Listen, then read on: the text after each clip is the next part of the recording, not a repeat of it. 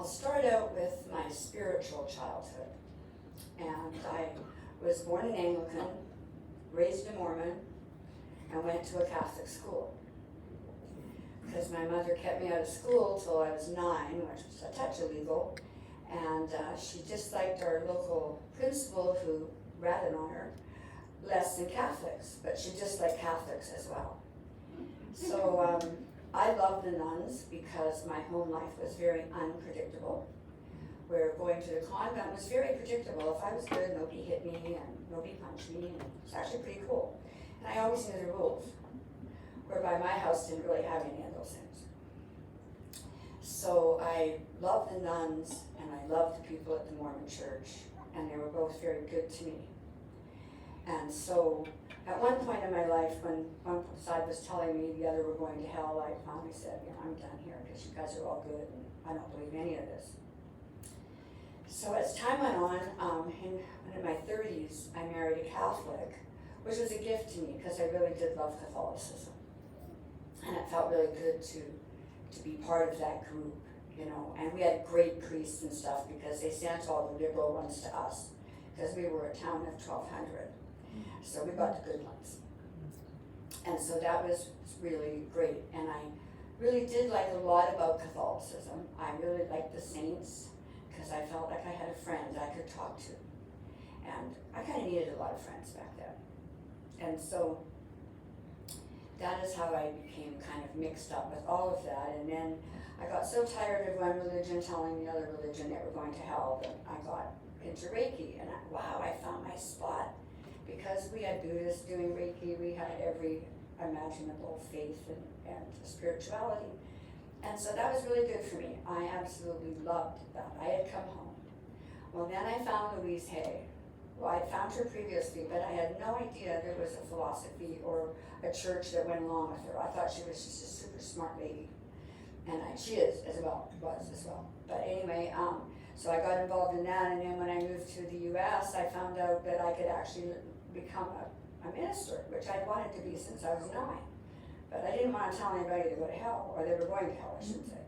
And then there were probably some people I did want to see the other two, but we won't talk about that right now. And so it was a really grand experience coming here and finding out. The first church I phoned said that they taught ministers, and it happened to be Dr. Sharon Stroud in Palm Springs, and she's an independent. So of course I ended up becoming independent without really knowing the difference. So that's a little bit of my spiritual background, and I stuck with what I believed. And what I love about this faith is that, or philosophy, whatever you want to call it, is I can be me. I can be a psychic. I can have a rescue called the St. Francis Project. I can tell people I say the rosary. I can tell people any of that, and nobody is saying, oh, you're talking to graven images. Nobody says that. I love it. I can just be me. And that's who I really think I can do best, as all of us can. And so as time went on, I became a minister and things were great. But prior to that, we were at Whitewater Trout Farm. I'll tell you a little bit about my beginning. Actually, no, I'm going to go back a little farther. When I was 4, I lived at a zoo. And I actually was going to bring a picture today of me with holding a baby cougar. So I have loved animals since I was born. And I used to be a tour guide at the zoo. The funny thing was I was only 5. And I used to get money, like they would give me $10 tips. And this was in 1957, so this was a few days ago. And it was amazing, I got $10, and because I had memorized all the animals' names, where they came from, and it was the best part of my life because my mom just kind of let me do my thing, and I wasn't, encased in a house with her very much. And so I loved these animals so much. And then I had a friend at that time, he was a young boy, and I think he was a little challenged, I don't remember, I just knew he would play with me, and he was older than me, but he would, play dolls, whatever I wanted to play. He was very kind to me. And one day we were in the car, and there was a spider in the back of our window, like the old-fashioned windows, there's a little ledge there, and he took it and he pulled its legs off. And I never spoke to him again. I didn't like him anymore. There was nothing I could like about him. I said it would be okay if you killed it, I guess, but it's not okay that you tortured it. And I was like probably 5 or 6. And so time went on, and I really had issue with people, mistreating anything. So previous to that, or actually a little after that, when I would be at home where we had a farm, I would try to get up before my grandpa so I could get the mice out of the grain barrel. Because if he got them, they had a very abrupt end, and if I got them, I let them go. And so I've always had this affinity to animals. And then my uncle used to come on the property and pit lamb, which was legal if they were eating your veggies, which they were. And I remember lying in bed and hearing the shot, and I would just be so devastated. And devastated because I couldn't go warn the deer that it was going to be harmed. So, I've kind of been on this animal racket for a few years. It's kind of my addiction, some people tell me. Don't know if that's true, but it could be. I think there's worse ones though. So that's how I came to be an animal lover. And that's how I came to feel their pain and all of that. I never knew I could do that. And then when I took an animal communication course, I didn't know I could do that either. But the first one I did was kind of astounding to me. I went up to Isabel's White Rock Horse Rescue, and I asked if there was a horse I could talk to. And she said, oh yeah, sure. I said, well, all I ask for you to do is just write a little blurb afterwards, a little sheet, because I have to have all these recorded, and I have to be told whether I'm okay or not. But you don't tell me, you tell my teacher. Like, I don't know what you say. So I went up to the horse, and there was a couple of girls there, and they were petting the horse and called, Joey, you are so sweet, pet, pet, pet, pet. And I'm just standing back doing a reading, and I get this sentence that says, I want to be called by my name. And I thought, oh, this is great. He's being called by his name. I'm going to go tell her that, and she's going to think I'm really a lunatic. But that's all I got to start with. And then I got, I don't like men. And that was all he wanted to say. So I trotted back to her and went, oh my God, this is really bad.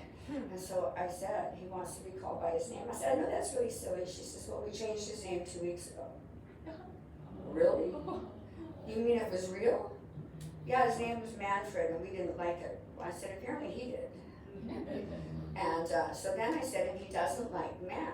And she said, oh yeah, we do know that. That's very accurate. So she sold him to a man shortly thereafter.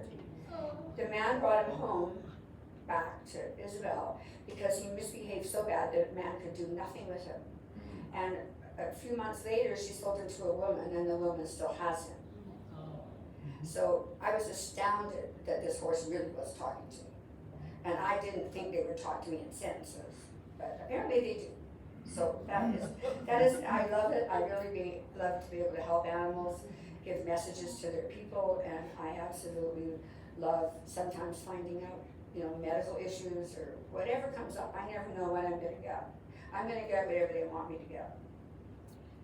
So going back to, sometimes we feel that no matter what church we're going to, we kind of feel it should be in a little box. Well, there's lots of things that are compatible. I mean, for an example, I'm a Canadian citizen and an American citizen. And even though I live here, I can still say buggy for cart. I can still say out and about. And I can keep an A of course. So I can still say all my Canadian sayings even though I live here, because they're compatible. Well, there's a lot of things compatible with our faith.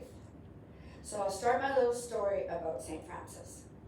We were at Whitewater Trout Farm, and lovely people had bought it and been kind to us, and it was time for us to leave. And they were going to take it back to nature, which they have done a bang-up job with, and we had to catch the cats and take them to another farm. We had a perfect place for them.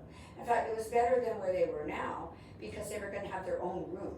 And so in the winter they would be warm, in the summer they would be, cool. Where previously Michael had made them little boxes so they didn't get too cold and they had somewhere to go whether there was sun. So that was really good. But there was one cat. My husband had been there 4 years, and animals love him. They come to him like honey, bees to honey. And he couldn't touch that cat, he couldn't pick up that cat, he could do nothing with that cat. And I was devastated. We had half an hour till we left. We had 30 minutes and we were gone for good.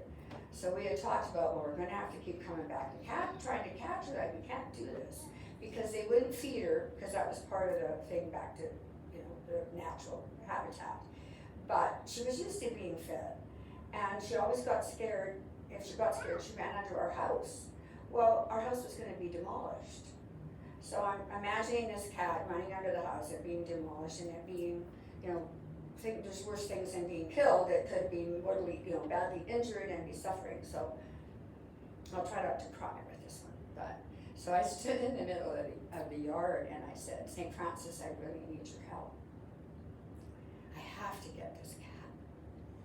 I don't know how to do it. And I had a little crate just hopeful, me. And the cat walked out of the grass, sat in front of me. I picked it up and put it in the crate. And Michael came home and he said, you didn't do that. And I said, no, I didn't. I did not do it at all. And that was my first really big relationship with St. Francis. So a lot of other things happened after that, right up till today. I had a few little miracles from him, like a whole pile. One was we were kind of short on money and we needed more money for the animals and anything was going to help. And I went in my bedroom and I sat and I said, St. Francis, we really need some more money because we're kind of getting in a pinch here. I kid you not. Anyone who's been to our house knows that no one accidentally drives by our house. You cannot accidentally go there. And the fact is, at 10 o'clock at night, a car drove into our driveway. And this lady drove up, I was getting goosebumps, and my husband went out, and he said, can I help you? And she said, here's $100.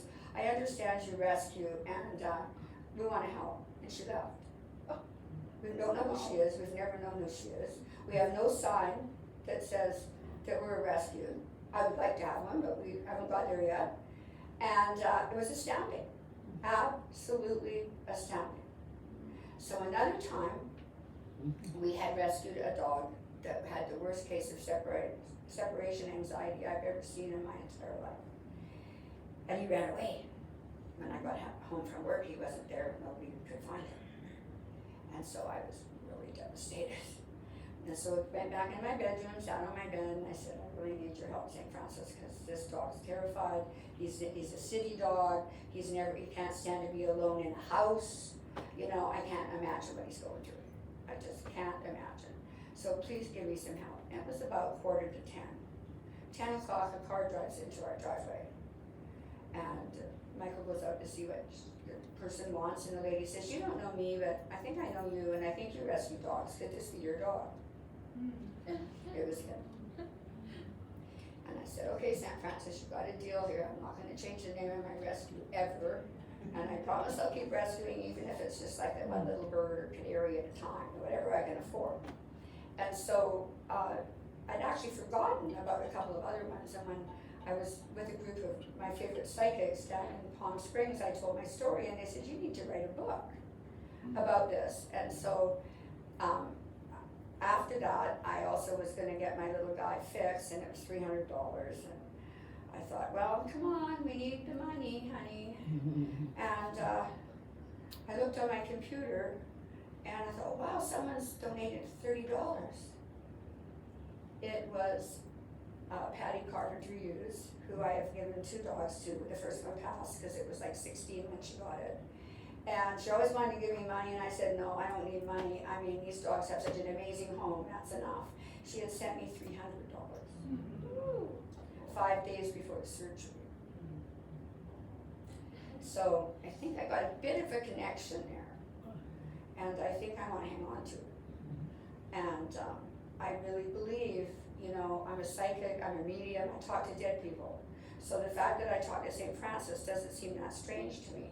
He's just been dead a little longer than the other people I talk to. So it's good, I never really found it as weird.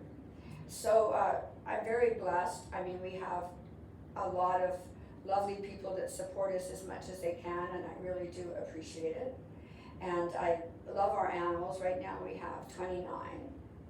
There's a couple of there's a mini horse, a pony, 2 pot-bellied pigs, 2 pygmy goats, I think it's 15 dogs, 6 cats. I think that's it. I don't think I've missed anybody. Yeah, pygmy goats. So what I'm trying to say here is we can keep whatever works for us. Do I go to mass? No, but if I could, I probably would one day if someone invited me to go. And do I come here? Yes, I absolutely love CSL. I love this little church. I love everybody in it, and I love our way of life. It is definitely my kind of way of life. But I think we need to remember that if we have something that worked for us before, like I always like talking to the saints, and actually the first really good experience I had with a saint is I was a youth group leader in the Catholic Church. And we went on a trip, and I was kind of new at their youth group thing in a way, and this girl, we had teens with us, and this girl lost her green contact lens on a green stair. And she was sobbing. She said, my mom says if I lost one more, I can't have any more. I'm done. So her youth group leader said, well, let's talk to St. Jude. Because St. Jude is the saint for lost causes and lost articles. And so she asked St. Jude. 5 minutes later, we found that darn contact on a green stair.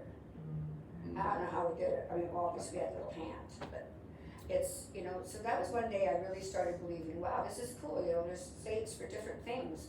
I think maybe I could keep in touch with a lot of them because I need a lot of help.